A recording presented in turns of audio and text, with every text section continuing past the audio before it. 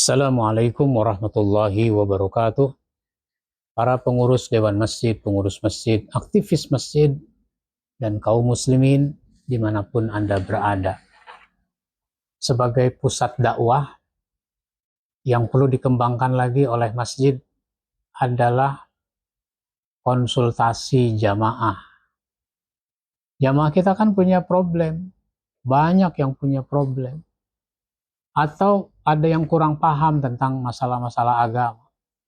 Nah, maka kalau begitu, masjid membuka konsultasi jamaah, baik yang terkait dengan masalah hukum agama, masalah pribadi, masalah keluarga.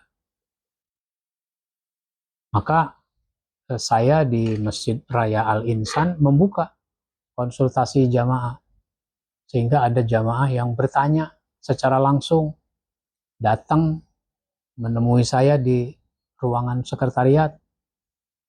Pak Ustadz, saya kalau lagi kesel sama istri itu sampai keluar kata cerai.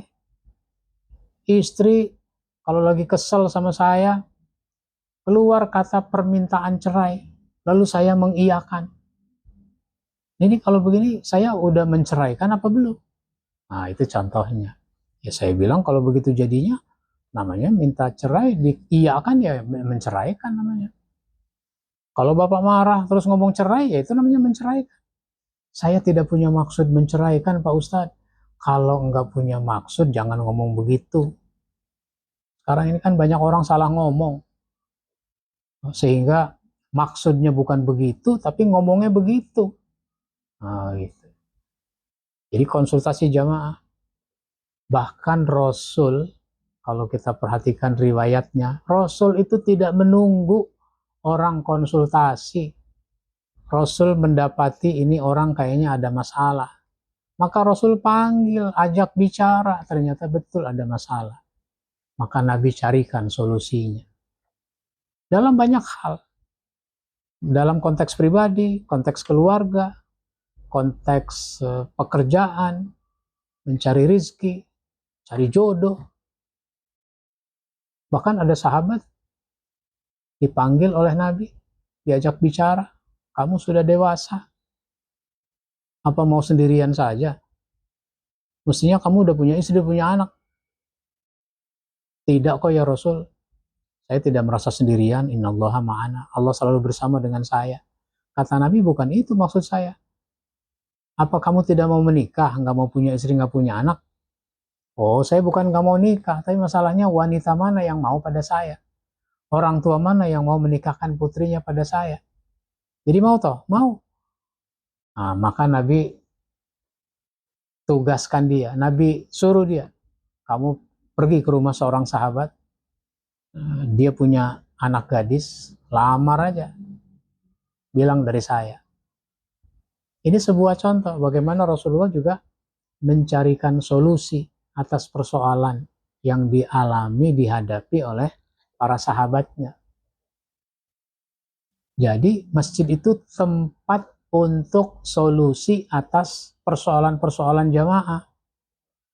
Sehingga kalau ada jamaah mau curhat, mau konsultasi, pengurus masjid melayani dengan baik.